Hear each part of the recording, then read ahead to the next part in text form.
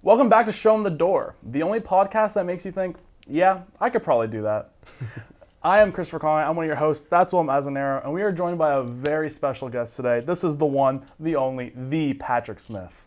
How you guys doing? Dude, we're doing great. How are you doing today, bro? I'm doing very well. Can't complain.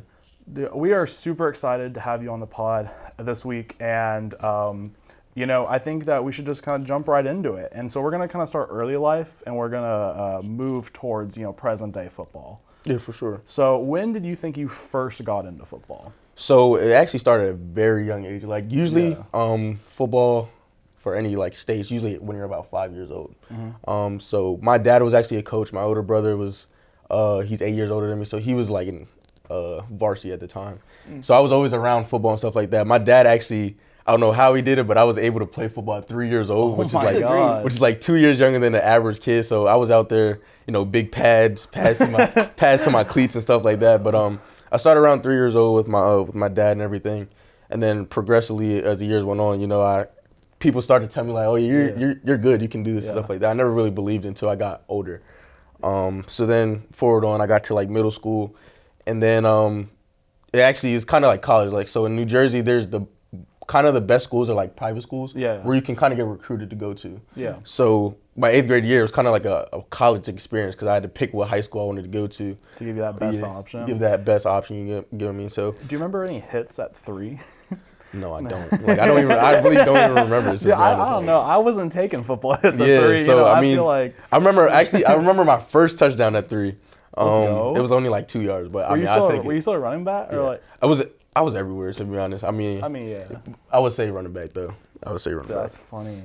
Would you say that, your dad/brother were, your inspiration for getting in football? Oh, yeah, for sure. I mean, that was something that I always, my first couple pictures as an infant was, in football attire, stuff like that. So, it's just always been around me. My older brother is, literally the only reason that I grew up with playing football on that side of the family. So, I mean, yeah, for sure, I would say those two. Definitely. Nice. That's right. Yeah. So you mentioned people would be like, oh, you're really good at this. At what point did you realize, wow, this is something that I could, excel at long term? I want to say, 5th grade. Because I feel like that's a little bit more mature just to, get to know what's going on, honestly. And not just going out and just running with pads on and get to hit people. Yep. But yeah, I would say 5th grade is when I started actually locking and realize I have some type of potential with this. And therefore on that's when, so in New Jersey in 6th grade you can start doing all-star games and stuff like that. So I started to do all-star games, and I used to travel and meet so many people around the country. You know what I'm saying? Yeah. So at that time in that period, I feel as though that's when I was like, okay, I'm going against people across the country and still doing. You were still nice. Yeah, so still nice. Still nice. So I'm like, all right, yeah, I got this. You know what I mean? Was there a specific moment or game or camp or whatever where you were like, I just busted all of them. I'm nice at this. I would say my 8th grade year, I had an all-star game out in PA, and it was one of the number one all-star games that you can go to. And I had 2 touchdowns over 200 yards, and I was like, yeah, I can't wait. This is the moment, for sure. So, oh, jeez, bro. That's crazy. Yeah. So growing up, was it you played any other sports like basketball or baseball or something, or was it just football from the beginning? No, I did a lot of sports actually. So the crazy thing is I always wanted to try soccer, but I never had the chance to really do it because soccer season during football season, so I couldn't do both. That sucks. So football was the main thing during the fall and everything. Then I did basketball, indoor track, outdoor track. I did wrestling for a couple years actually, which was actually pretty. I actually like wrestling a little bit. And I did baseball and stuff. So I was very well-rounded as a. You can tell you're a wrestler by the way you run. It feels like you I was watching all your highlights before this, doing some research, right? And you have really good control. You have great foot speed and good you keep your center of gravity low and all that kind of stuff, so you can bounce off hits well. I feel like that's a very wrestling thing. Is no leverage. So the crazy thing is a lot of college coaches. So if any high school football players watching this, all the high school football players in the Show 'em the Door audience. So a lot of college coaches they recommend 2 things or sometimes 3. So the main thing is either track or wrestling. And then basketball if you're tall. You know what I'm saying? So if you're a defensive end or a wide receiver or something like basketball. But wrestling and track are 2 of the main things that correlate with football, your speed. That makes sense. And then, wrestling itself. So I stopped wrestling when I got to want to say 7th to 8th grade, because that's when I started to really focus just on football and track.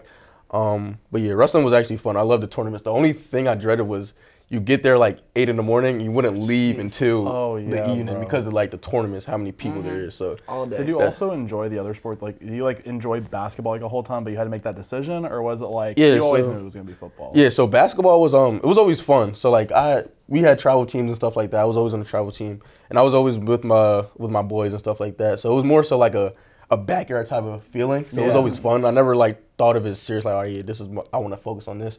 It was more so football, because that's where I felt as though I excelled in. A lot of people were always complimenting me in football, so that's where I felt as though, all right, I need to lock in on this. But yeah, that makes sense. So moving to high school, what made you choose Holy Spirit? Oh, so Holy Spirit was actually a transition in the high school. So my first year of high school, I actually went to St. Augustine Prep, which was a all-boys school. That wasn't in your file. Yeah, I went to Update your file. There you go. Went to St. Augustine Prep my freshman year. Which I actually was my teammate Jake Ketchuk. We were together for 1 year. That school didn't fit me after I went there. So then I actually went to another school called Petty School, which was a boarding school, which we recruited, was kind of like high school. You recruited people from all over the country. I actually got to play with John Mechie. Oh, really? Yeah. Like people like that. So like it was one of those big time schools. Prayers out to John Mechie. Exactly, my guy. So during that process, our coach actually got a job in the NFL, so he ended up leaving. So it kind of out of high school? Yeah, out of high school. Like crazy it's crazy. It's crazy. So like he was at college level first, and then he came to high school. Then that's how he was so like accustomed to the recruiting process. Yeah. So he was just recruiting all these high school students, and then he actually got the jobs in the NFL. So then I left the school and the program with no football coach for months, and they were trying to find somebody to like meet that standard with him. Yeah. And by that time, it was like towards the summer, and I'm like, listen, I don't know, I don't feel comfortable going to a school not having a coach. So that's when I made that decision to go back home. And Holy Spirit is actually the rival of St. Augustine Prep. I know. Oh. Yeah. So when I came back, it was like a whole big thing. Like that game that was scheduled when we played them was like everybody was making sure they were going to be there, because it was like that rivalry. Yeah. But yeah, I finished out that Holy Spirit junior and senior year. But I would say the Holy Spirit is where I belong to begin with. Took a little cycle, but ended up where I needed to be for sure. So you were obviously very you did very well in high school, of course. Yeah. I was looking at like the stats on that kind of stuff, and it was like, do you only play 8 games in high school?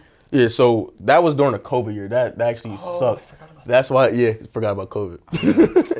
So our junior year, we had approximately like 12, 13. We won our state championship. I said that. And then junior year, March of junior year, that's when COVID happened. So during that process, they kept saying that we weren't even going to have a season. So then the state finally approved that, we'll have an 8-game scheduled season. And usually, like, a regular season, you get to travel around New Jersey and stuff like that. You weren't able to do that during COVID year, because they wanted to limit the amount of people on the bus and how long you guys were driving. So 8 games. That's all I could do for my senior year. But I think these are rough estimates. But it was like you rushed like 220 times, like 1,700 yards. Yeah, I reached my 1,000 yards of only 4 games. Dude, how like I think that I did the math. You were like rushing attempts like 28 per game. Yeah. Like, was that just the game plan? Was it just like? I mean, was it just like give him the ball, see what's about to happen? I mean, yes and no. It was a little bit of like the coach, our OC at the time. He was just like, he would watch film and he'd be like, listen, like we know their weaknesses as far as their run game. And the crazy thing was that my O-line that year was actually like one of the smallest O-lines I ever played with. Really? But it was just like they had obviously didn't matter. Yeah, so like, they had the most heart though. So like respect to them, they had the most heart. And shout out Holy Spirit. Exactly. O-line. Yeah. So like that year, it was just like a grind. Like every team that we played against, they just thought that like, they're just gonna go over because of how like smaller we were. They knew you were getting the ball. About 30 times. Yeah, but I mean, I think we had a great connection between me and the O-line. So like, I knew they had me and I had them at each point of time that I need to. So it was more so like the game plan was all right. We know their weaknesses, which is can't stop me. So, right. Yeah, I mean, so just give me the ball and go there. Chalk that up every opponent. Literally, that's funny, bro. Literally, but no, it was fun. Bro, it said you scored 7 times in a game. Oh yeah, I forgot about that. That was my junior year. 7 times? Yeah, that was in the actually semifinal of junior year. It's in a playoff game? It was a playoff game. Bro, Playoff imagine game. getting What was the final 50 score? piece by 56 one guy. 56 to like 20 Oh, something. you left some on the table. Apparently one No, the touchdown. coach. So the coach took me out with like 4 minutes left in the game. He was like, "You're done. You're done." So He wasn't gonna let you get 8? Nah, No, you you should have were gone for the done. 10. That's all. I mean, at that point, I was kind of exhausted either I'm way. sure, So I I'm was like, sure. "Listen, Yeah. you guys can, you got it." Yeah, but yeah, that was a semifinal game. It actually meant a lot because during that time period, we had one of our head coaches. He actually was sick at the time and ended up passing.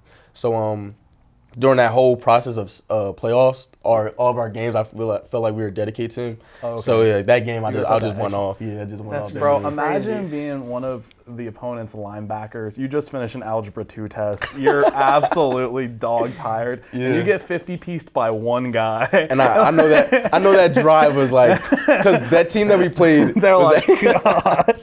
that team that we played actually was like an hour and a half away from Oh, us. God. So I know that drive That was just bus brutal. ride's silent on the way home. Literally. But yeah, we partied in the locker room after that. Yeah, That's I'm what I'm talking glad. about. That's so Yeah.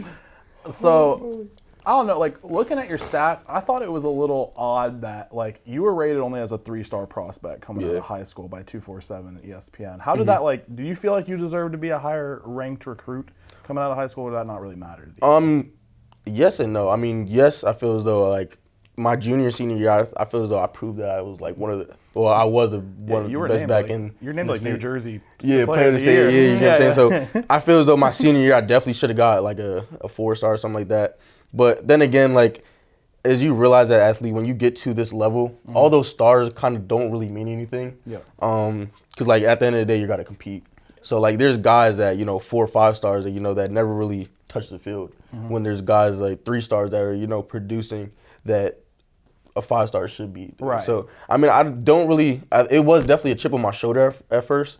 It still is to this day. Like I carry myself like that. I want to be the best. That steps on the field.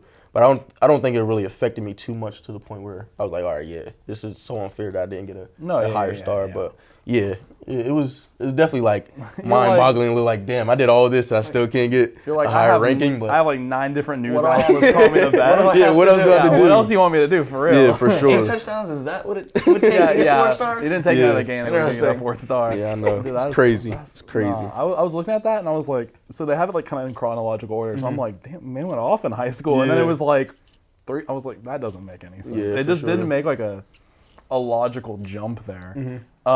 But so how was the college recruitment process like? It was kind of stressful. I'm not gonna lie. Only because of COVID. COVID kind of messed everything up yeah. because of the simple fact that usually a high school student or athlete, you take those visits of schools and stuff like that. I didn't really have that experience.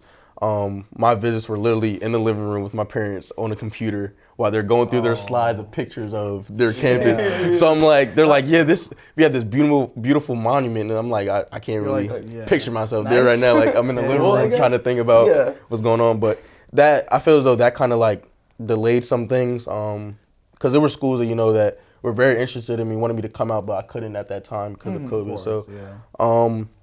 It was stressful in that aspect, but it was also fun. My junior year, I was able to take some visits before COVID, which I got that little experience, but I never really had that experience. Going to a school, dressing up in the uniform, so I never really had that. Take So like those pictures. yeah, so whenever we get our media day for here, I go all out because I never got the experience. make up for that. Yeah, exactly. But That's funny.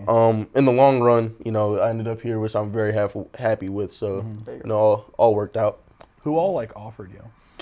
So I had almost like 40, 50 something offers. But the crazy thing is, not all of them were like public on 247. I don't know why. Really? Yeah. So like, I guess like I had all Patriot League, I had Ivy League. So I guess if those aren't like big time schools, they don't really post it like that, which is weird. But I feel like if I get an offer from Harvard, I want that on my exactly. site. You know what I I'm do saying? too. Yeah, so I think only like a couple Ivy tough. Leagues. Yeah, the Yeah, only like- couple Ivy Leagues were on there, like Yale and Dartmouth. But I had way more. I had Harvard and all those schools, so I didn't really That's sick. worry about it. But I had Florida, Florida State, Duke, Wake Forest, and then Cal. Literally the day that I was signing, they offered me, and I was Like the Bruins or UC? Wait, like Cal? yeah, the Bears. So like, they called me. He was like, "Hey Patrick, how you doing? I just want to let you know that we're going to offer you right now." I'm like, You're like, Sorry, I got I'm about to I got sign the away letter of Vanderbilt. intent right Yeah, now. in my hand, man. Yeah, Come so on. he was like, "Oh, I'm sorry to hear that. If you need anything, just reach out." But I'm like, "There's no point. I'm really, I don't think I'm I about to will, sign." but okay. Yeah, but yeah, those are some of the schools that I had at the time. Off the top of my head, I can't really think of it right now. 40 is hard to remember. You know? Yeah, it I is. can't remember those. Shoot. Yeah. Was there any that it was like, was it a big debate or was it a clear decision? Like, oh, Van. Yeah, so it was kind of debating on one education wise, I wanted to go somewhere where, football is, that's my life. My passion is to, get to the NFL and stuff like that. But even after NFL, I'm going to have to, live a regular life as a regular person. So I wanted to be able to have that degree, whereas though I'll have that plan B. Even if football doesn't work out, just to have a degree as well, that holds some weight. So the academic part was important to me, as well as, being able to come in and contribute early as a freshman. And I felt as though Vanderbilt was one of the schools that gave me the opportunity to, come in and start early. We had some circumstances my freshman year, whereas though, I ended up getting thrown into the Wolves, but I feel off on that Florida game. Yeah. I feel as though it all worked out for the best, but yeah, Vanderbilt was like the most clear option for me. Makes sense. At that time. So what would you say is your favorite moment before college football and while you've been playing? To be honest, probably that 7 touchdown game. Yeah, I would say I was like, after that game, I was just so like proud of myself because I know I put so much work into that season, and I feel as though like it just all showed up that night. And then also I would say my senior year too. Just the fact that my stats that I had only in 8 games was something that I was like very accomplished about because I was like only if I had like a full season I can only imagine like what I could have you were over 200 yards a game. Yeah, and you're like. That's like Derrick Henry stats. A little smaller than Derrick Henry, but yeah, close to it. I mean, a yard's a yard, you know what I'm saying? Yeah, for sure. Okay, what was up with number 42 freshman year? Oh man. That was a scary experience. But so every freshman that comes in the summertime, Coach Lee, well, even now, we all start our fresh. Like nobody even has a number right now. Really? Yeah, that's just how we do it. I don't have typically I don't have number 4 right now. That's crazy. So until the process goes and we get our numbers, a freshman will come in and numbers are assigned to you. So the crazy thing is like when our first year, Coach Lee's first year when I came, everybody was under the understanding that you get to pick your number, stuff like that, until it came out to the time to get your numbers, and everybody was like, all right, I want this number. We go into our locker and I see 42 and I'm like, oh yeah, this is a nice practice number, this is just, whatever. He was like, no, this is your game number. I'm like, bro, there's no way. So I called my parents immediately. I'm like, Mom and Dad, like, I'm wearing number 42. And they started laughing. They're like, you're playing around. I'm like, no, I'm wearing number 42. So then, like a couple days later, we had media day, and I'm like, I really don't want to take these pictures right now because I don't want to put pictures in the 42. Yeah, I'm like, I really don't want to post this right now. But and then my parents were making kind of a joke because when I was in Little League, I was number 2, and then when I got to high school, I was number 4. So they're like, it kind of, it kind of where I'm like, nah, you're like, not at all, not it at all. But yeah, so every freshman you get like Do you get like reasoning behind it? Like what was your 42 reasoning? I don't know. The crazy thing was like the running back. So the freshman class during that time, like me, Dylan Bezpali, Ziegler, I was 42. DP was 45. Zig was 43. So it was like I don't know exactly none how. Of y'all it was had good numbers. Yeah, exactly. I think the only person that had a decent number was Miles Capers, who was a freshman. He got Coach Lee's old number when he was there, 29. So that's kind of that's better than 40. That's better than a 40. Yeah, for sure. So I mean, he was the luckiest out of all of us that got a decent number that year. But do you remember anybody else being like really mad about their number? Oh yeah, for sure. It was a lot of people that was upset about numbers. For That's sure. an issue. Yeah. I mean, obviously. Yeah, I just didn't sure. know if anybody got like. They got like 68, and they're just like not an I mean, offensive so he lineman.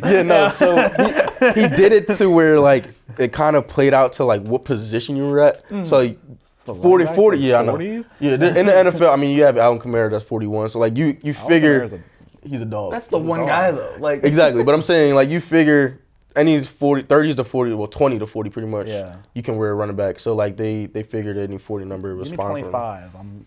But the crazy thing was also like usually in college football you can duplicate a number. So like someone's on offense with the same number, someone on defense can't. Yeah. He made that rule where you couldn't do that.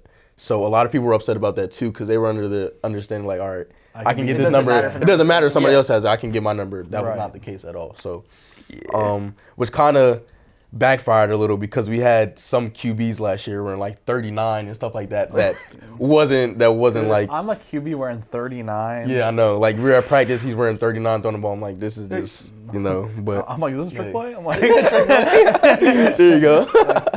But yeah, it was a little process. But as soon as that season was over, I was like, yeah, I can't wait to get the number that I know.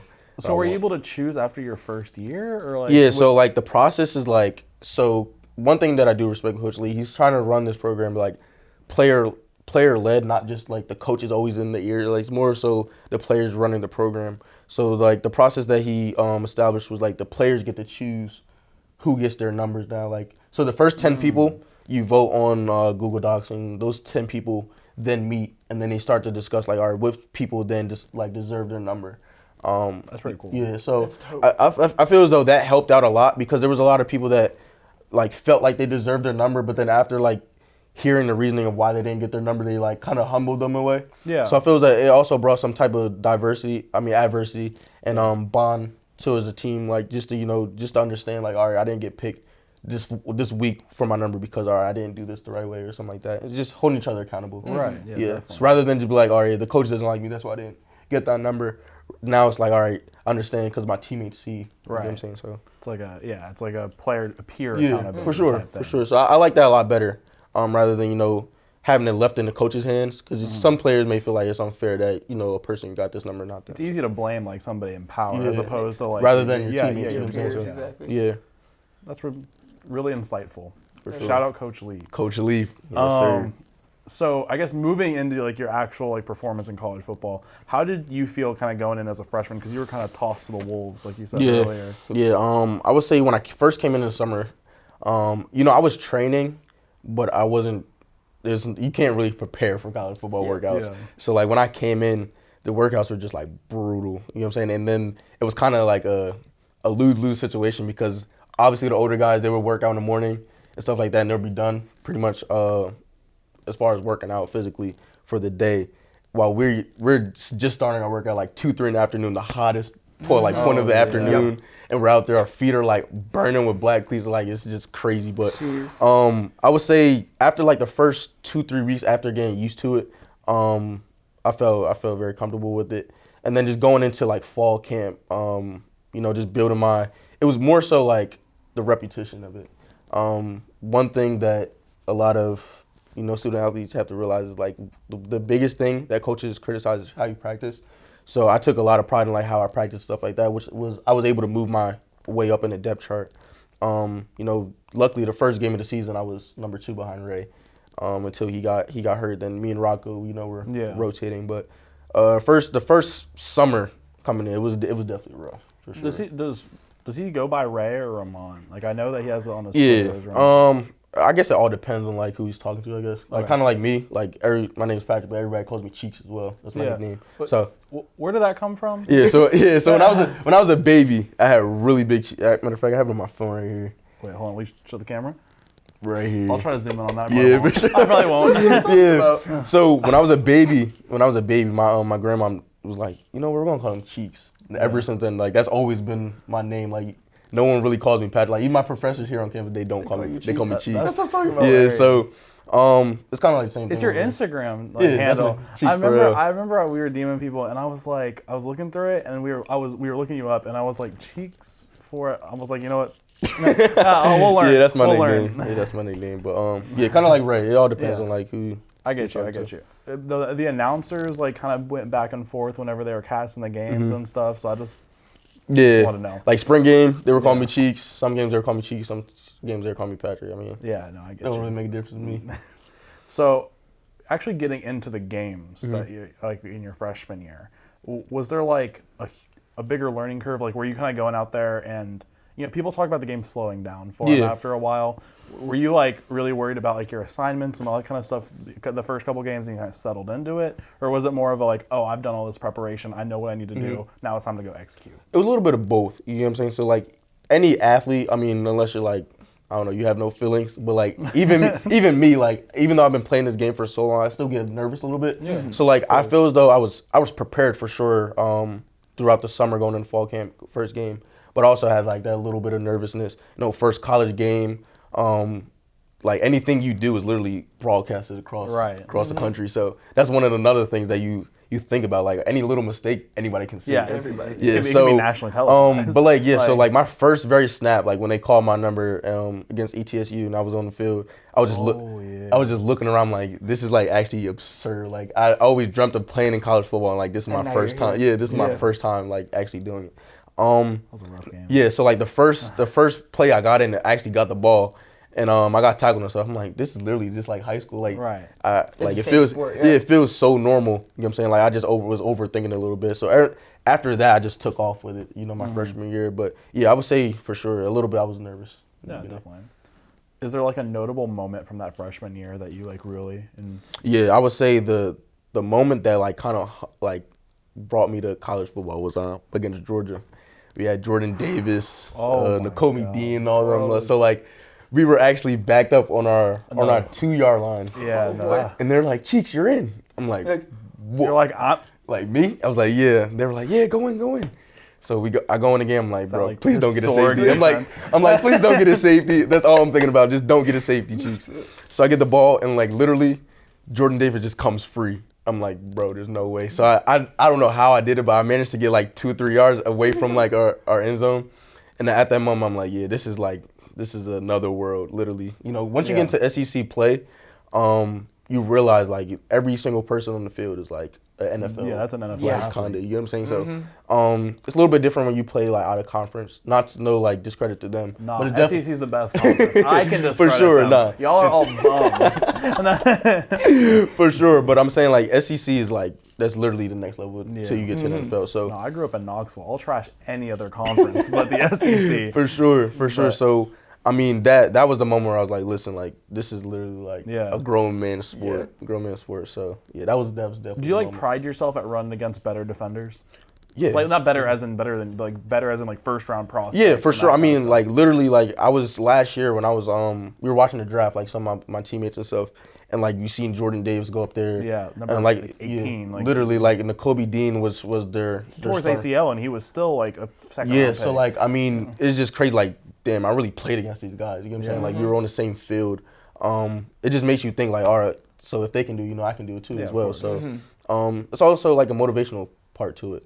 But yeah, it's definitely humbling too, because you come from high school where like you might be the best person on your team, best person in the state, but then when you get to college, you have athletes that are just as better than you, or working to get to where you are. So it's always like a push for it's like, all right, even though I'm at this point now, I still have to keep working to either progress, because you either staying the same or getting worse. To be honest. Yeah, is it almost like, even when you like look at other teams and then people, you see them like they're probably grinding as hard as anybody else. Is that also motivating to like, Oh yeah, for sure. I mean, I take pride in like anything I do, I try to do to my best ability, because there's always a guy that wants to be in the shoes that I am, as well as if you're at a different school, they're in the same position as me. You have to look at it as like a business part. Like even though I am where I am now, they're already recruiting kids for 2025 stuff like that. So it's always that push behind you. All right, I have to do what I have to do to get to where I want to. It's like you're on a clock. It's time to go. Yeah. Literally. So I mean, I just take it day by day just to do the best as I can. My motto is leave the day better than before or how you came. So yeah, I just take it from there. It's great. There you go. So like with all that in mind, what was it like going from freshman season's over? Now we're getting into it. Like second year here, establishing yourself. What was that like to prepare? Was it any different than? I feel as though the preparation was a little bit more intense, I would say, because it was like intense and more relaxing in a way. Because when I first came in, learning all these plays, you're learning twice as more plays than you normally would in high school. And as well as like knowing what everyone else is doing on the field.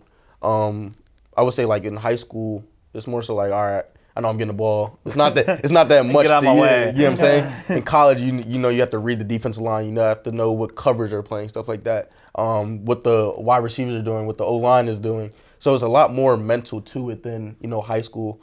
And I feel as though, like, after experiencing that my freshman year, I felt more comfortable going into the process of, you know, preparing for my sophomore year. So I would just say it was a lot more film study, a lot more knowledge going into my sophomore year rather than, you know, just going my freshman year. That makes sense.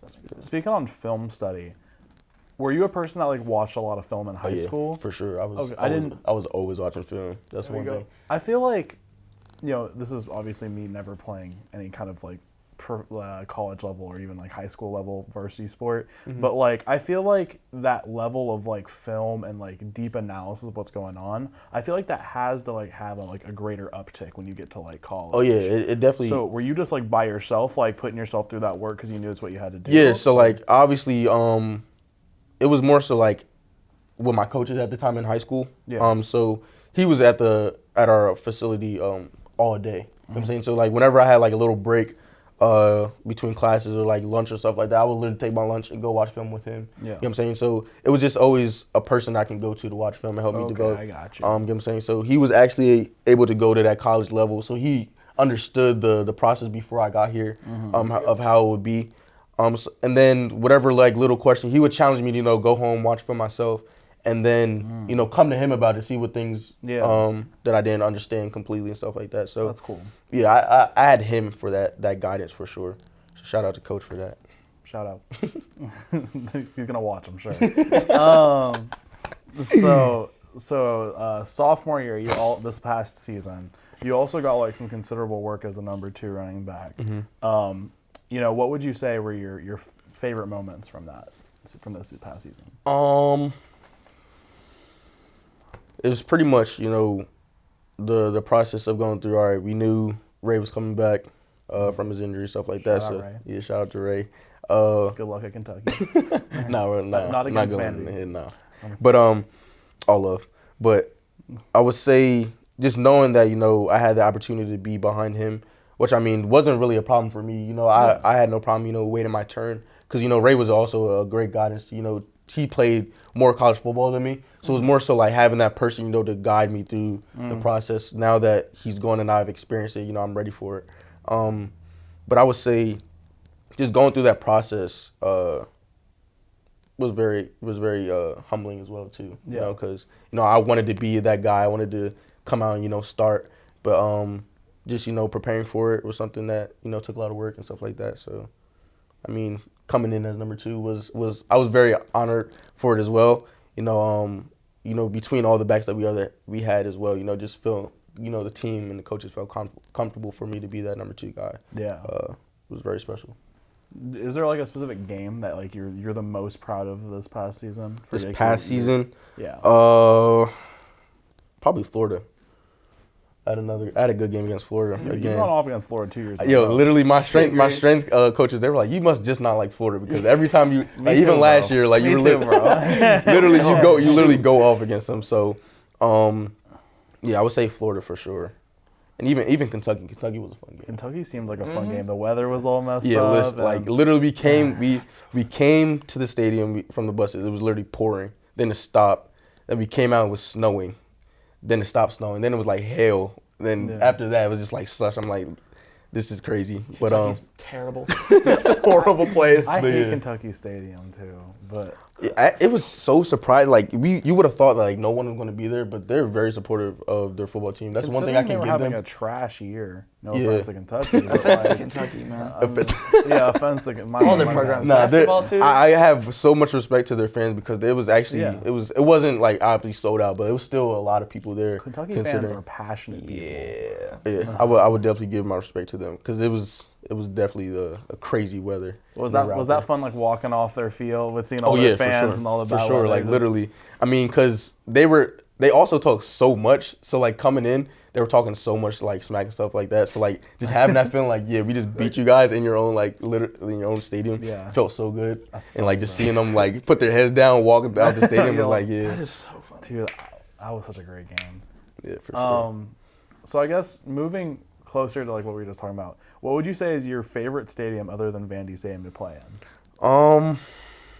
That you have to. played in, I guess. Yeah, so I would say I kind of have 3. South Carolina was really fun. I've heard it's a beautiful area. Yeah, it was really fun. The Swamp, Florida, even though like the humidity there is just terrible, literally terrible. Like when we were just doing like warm-ups and stuff, and it just felt like so like muggy and disgusting. Suffocating. Yeah, and then definitely Bama. Bama was fun.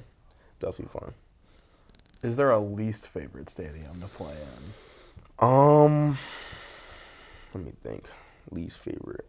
That doesn't have to be in the SEC. It can be any non-conference. I feel like the worst was probably Colorado State. Yeah. They were that like was the other answer. That's everyone's answer. Colorado State. Like literally, it was so like if we're here, staying on the sideline, yeah, the fans were like literally like right behind us. Really? Like it was so close, and it was like so uncomfortable because like they were like throwing stuff at our players and stuff like that. Like it was just terrible. Like they had the refs had to come over at times, to get them. The security weren't helping at all, literally. So they were like throwing stuff like that. So I mean, yeah, that was probably the worst. Imagine throwing something on a field. Could never be me. Good grief. Do the fans like talk to you much? Oh, yeah. Or do you sure. notice or do you listen to what they say? No, they literally would yell to the top of their lungs to get your attention. Literally. Have you ever have they ever said anything like kind of funny that you like laughed at? Yeah, they say some things, that can't repeat what they say. But yeah, there's definitely been funny moments, like you're literally, like say like we just scored or something like that, an opposing team, and like you just hear them like just saying stuff, like most random things ever. Yeah. I think the funniest, which isn't too bad, I think the funniest thing is one of our teammates, he was standing there, we just scored, actually we were in Missouri, and we just scored. Sorry. And yeah, sorry. In Missouri, and all you hear is like a kid just yelling out names, and then my teammate turned around like, "Do you know them?" He was like, "No, they're just yelling at my family members. Like they're yelling at his mom, his dad, his brother." I'm like, "There's no way." Like they went that deep and to figure out like who their family members were. Who was it? It was. I'm not gonna say who it was. Oh, but there we go. Fair enough. I'm not gonna say who it was, so but yeah, he just turned around. All our viewers looking up his family right now. Yeah, literally. So like he turned around, he was like, "Bro, this is like actually crazy." The simple fact that like they were, I don't know how, like either Facebook or whatever, they're just going through every social media. You're gonna be sitting there, someone's gonna yell your social security number. Literally, turn around like what? Like, but yeah, your home address. That was actually the funniest moment because like they kept saying they messed up his sister's, like they pronounced it wrong and they just kept saying it, so he was laughing because like, he was like, "That's not even how you pronounce my sister's name." That's funny. Yeah, I at the home games sit right behind the other team, so I yell at them all the time. So I'm that guy, right? I yell at them and try to get their attention. He doesn't yell like I don't yell bad terrible things. Let it be. People I don't diss them. I just try to like say anything I can to them to like be like, so they're like, what? Yeah. Because I feel like you got to be used to like people talking trash. You got kind to, of. for sure. I ask them what their favorite pasta is. I've gotten a couple answers. The quarterback of Wake Forest said, I think he said fettuccine Alfredo. Which isn't a pasta, Sam just to be Hartman. clear. Like it's a dish. So like he didn't answer it right, but whatever. Somebody from Tennessee said any long pasta. And I'm like, that's a also weird not answer. an answer. That's a weird answer, but okay. Right. Chase McGrath said, I can't remember, I tweeted it out. Something. So I yell stuff like that. Yeah. I ask them for their towel all the time. Weirdly enough, it's been raining at almost every game I've been to. So every time here, I'm like really wet and moist because it's rainy. And me and a couple of my friends like paint up for the game. So I'm out there shirtless. Yeah. And I yell at them, I'm like, dude, I'm so cold and wet. Throw me your towel. And they're always like, just turn around, and then just like, try to ignore me. I yell over and over and over again. And then they're like, no, I can't throw it to you. I'm like, whatever, man. So I just try to yell anything weird at them. It's I also great. feel like, we also yell at baseball players, like when they're in the outfield. My favorite thing to do though is just like point at them. Whenever they miss something, they like turn around, they like can see like the it's so funny. I would say the biggest, the person that did that the most was Anthony Orji. Whenever we were at the Baby Boy games, like literally he would be yelling, and he was actually one of those people that will look up who was. That's so funny. I forget what game they were playing. I don't know if it was Oklahoma State or what. One of the pitchers. Oh, dude, I was at the game. Yeah, one of the pitchers, he just kept messing up. Yeah, and yeah, then yeah. Anthony was like yelling his girlfriend's name, and like I honestly think it got in his head because he literally could not throw a strike up for anything. Like, So funny. I saw an interview with Jalen Ramsey, and he said as a corner he would look up the wide receivers' girlfriends. I seen that. Yeah, I seen that post. With Yeah. the boys. Dude, can you imagine? You're sitting there like, I feel like cornerback wide receiver trash talk got to be at a different level because it's just you guys one-on-one most of the time if it's like a man scheme. But I feel like that trash talk would be crazy. yeah, bro. they football, they definitely trash talk on the field for sure. Who would you say is the biggest trash talker?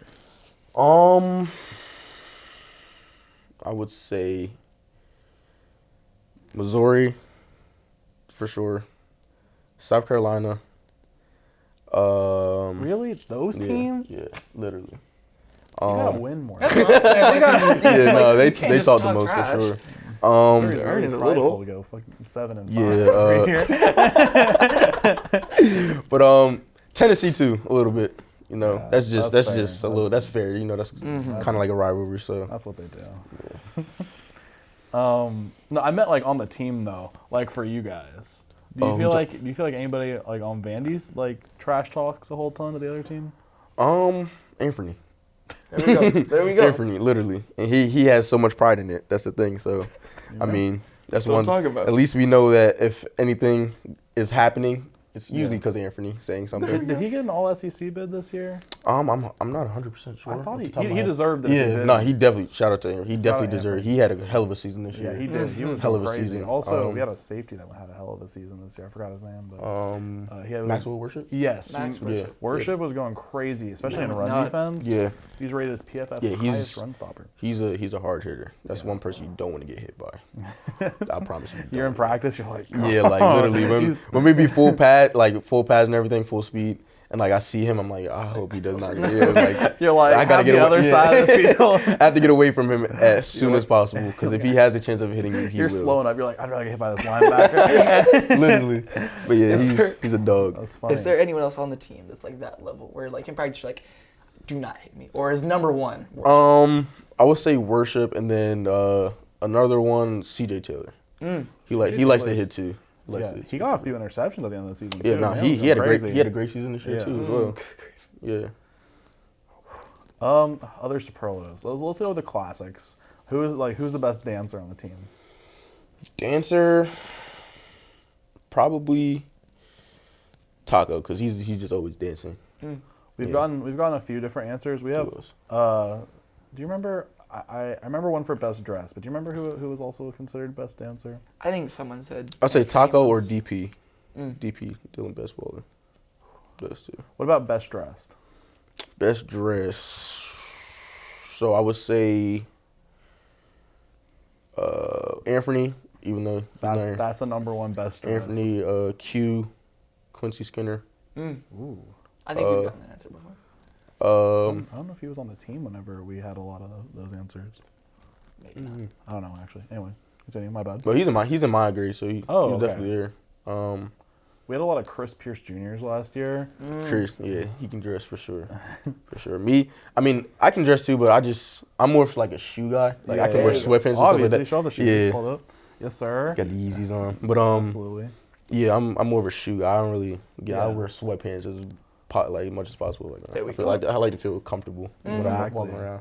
No, but one time I saw Chris Pierce on campus. Man was, I don't know where he was going or where he was coming from. Nah, my boy be dripped out. He be Yeah, dripped all out. the time. All the time. It was man. it was a random Thursday. Like it was. I was saying like, are you in class dripped up like on this? a Thursday, literally. Man goes from his HOD class, HOD 2700, automatic in 3-piece suit or something. Oh, man. It was Annie Van Schack's class. Just Yeah. Good grief. Yeah, that's CP for you, for sure. It was wild. I think he's on the Cardinals right now. So Yeah, shout he out is. CP. Yes, for sure. Well, can you think of other not a superlatives? superlative, but we've heard from certain people that Anthony Orgy at like functions and stuff will do this thing where he does a Don't tell me the backflip. front flip. Or a front flip, but like lands out. What is up with this? What in the world? I'm not What's gonna the lie to deal? you. So my freshman year, the first time like we went out as like a team or whatever, we were at this event, and all you hear is like, move, move, move. I'm like, what's going on? And then Anthony just slides in the middle. And I'm like, what is he doing? And everybody's like, get your phone out. So I'm recording. And next thing you know, he winds up, he does a front flip and just lands on his back. And I'm like, did he mean to do that? He was like, no, he's been doing that for years. I'm like, bro, what? Bro has whiplash. So like after that time, I'm like, yeah, something really definitely wrong with Anthony for sure. Like, so then fast forward, we went to another event and same thing happened. I'm like, move, move. So then out of nowhere, Anthony comes. And then these girls are like, what's going on? I'm like, just look, just pay attention. Then next thing you know, he does it and he lands, and then they start screaming because I thought they thought he got hurt or whatever. And he stands up like perfectly normal, starts dancing again. I'm like, bro, there's no way. Like something works every time. Every time, but yeah, the first time I seen that, I was like so confused. But yeah, he's a character. I think, was it Julian that told us, or maybe it was Cam? The first time he did that, it was like his Visions group thing, where they're like acting out like a social setting and they're like doing stuff, and he just gets up on stage. I don't know where this was happening, but like he gets up on the stage while they're like acting out this thing, and he does it. And I like to think he didn't mean to do it. But now he's like, I meant it could be. It could be. I mean, if that is the case, then it worked out for him. I meant to do that. Shoot. Do you think he can do like a full front flip though? I mean, he's athletic, so I feel as though. Never mind. Yeah, to like land on your feet, I feel as though. I feel like he definitely could. Yeah, I feel like he could. He's athletic enough to do it. I feel as though it's.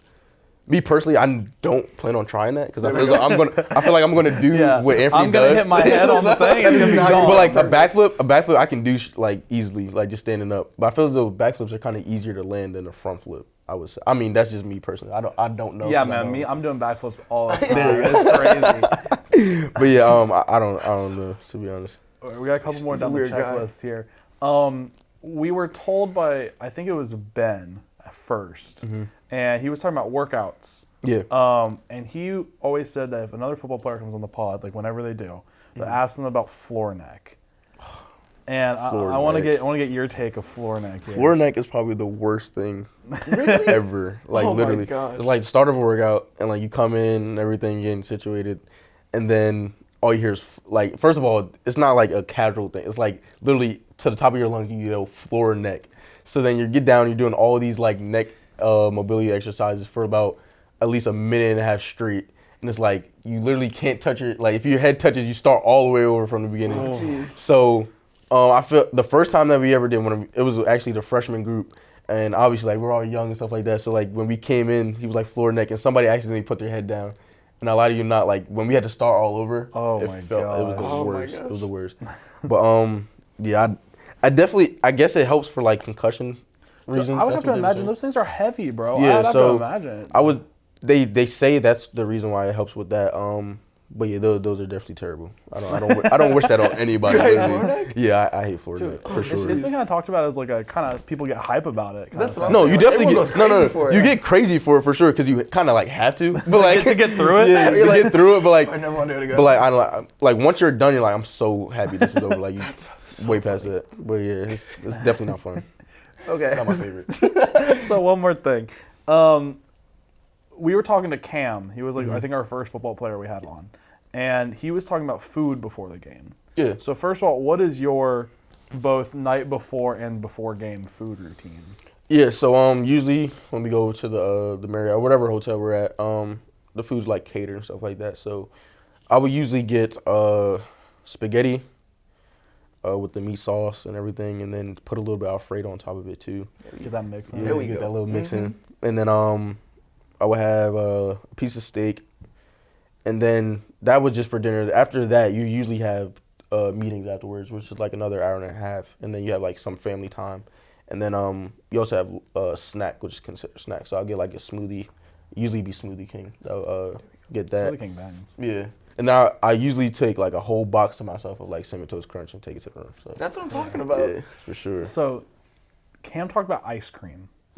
And he said that the wide receivers would go like feral about who would have like the best ice cream, that kind of stuff. Do you participate in that as like a running back or like? No, they were just weird for that. I don't know I don't know what it was, but I lie to you not. Like we'll be eating dinner and then all of a sudden like everybody will be in their like position group when you eat dinner and stuff, and then you look over and none of the wide receivers are at the table. So like at the first time we noticed it, we realized that they were all at the ice cream station. And then like later in the season, as everybody just started to realize, we already know where they're at. Like they're all just let me lined up, waiting for the ice cream. Getting like, so I don't know, they were just weird for that. I feel like ice cream before a game, like that would.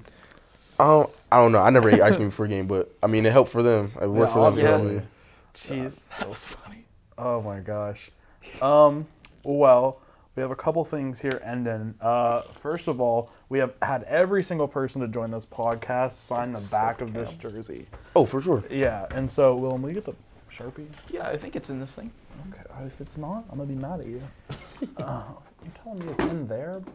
I think that's where I put it. No way. We've left one here because there have been times that we've had to go back and get it. There, Fear not. There you go. I actually have it. Gotcha. Yeah, so literally anywhere you want. Big, yeah. It doesn't show up as great, so like you really gotta put it in there. Yes, sir. And we have this Show 'em the Door shirt for you. Oh, it's upside down. Oh, good. Show 'em the Door. Oh, Here you yeah. go. It's for you. It's tough. Yeah. So. Oh, you got the last name on there too? Yeah, exactly, There you go. bro. That's why I had to figure out. We had Colin Smith that said to come on too. I had to figure out which Smith was yours. Gotcha. But yeah. Appreciate it. Word is tomorrow. Dub? That's the go. fit tomorrow. Exactly. There you go. There we go. On the pod. Yeah, there we Rep go. the Best pod. dressed on the team. It's Best- over. Yeah. Yo. Conversation's over. Gotcha. Never answer the question again. Absolutely not. Wearing the We're in shirt. this tomorrow for sure. Word. Finally, we're gonna end on like a slightly serious note. We're gonna talk about a little bit like mental health of athletes. Yeah. Would you say there's been a particularly, I don't want to say tough, but like, I feel like through the ups and downs of a season, when there's games where you might be struggling a little bit more, it requires some sort of like, mental fortitude to really keep yourself going. Yeah. You want to speak on that for a second? Yeah, for sure. I mean, as any athlete, you go through a lot as far as trying to be a perfectionist of your craft. Especially in college itself, at any level of a sport, it's like any little mess up, you can be replaced. So that's always going through the back of your head. So like some weeks will be, you have a great week, and some weeks, it's not the best of your ability. But I would say here we have a great resource of our mental coach, Kayleen Curry, who she does. Coach Curry. Yep, shout out to her. She does a great job with all of us. Whatever we need, she's always there for. We have one-on-one meetings with her. Yeah. That we have, and she helps us go through the process of whatever we may be going through. We can talk to her about it, as well. Your position coach, anybody on the staff, pretty much. Yeah. As well as you would think that the amount of teammates that we have, you can always go to a teammate as well. Right. But yeah, the resource that we have here is phenomenal. You can go to them about anything at any time of the day. As well, our head guy, Coach Lee. He's a guy that is strong on mental health. Every week, I mean, for example, every week going into a game, we always have a designated time period of where we sit down, we visualize what we're going to do, how do we expect the game will go, and stuff like that. And that's just a time, just to relax, just to get in your thoughts, and not to, overwhelm yourself for the upcoming game. And even now in the off season, we have a mandatory time. So like Fridays are our days where we go and we'll meet. So it'll just be offense, just straight offense, and then defense will have their turn. Where though you're going through different activities and stuff like that help with your mental. Yeah. Mental. So I mean, it's a lot of value added. Yeah, for sure. I mean, you would think like even as a regular student, you have a lot with like classes, stuff like that. Yeah. Tests. So like as athletes, you have classes, then you have to worry about football, as well as a social life as well. It was just a lot to balance. I'm sure. So being able to go to someone about that guidance is very helpful. Yeah. So all future athletes coming to Vandy, you have a really nice support. Definitely do. That's what we've heard sure. from all athletes across the board. Yeah. So yeah, I think we're about out of time here. I know you got to get to a meeting here pretty soon. So we appreciate you coming on this week. No, thank you guys for having me. Really appreciate it. Yeah, of course. Sure. We will be posting again next week, Wednesday. This one's going to come out tonight, so Tuesday, and we have another one scheduled for next Wednesday, which is going to be really, really awesome. With that being said, we will see you guys next week. See ya.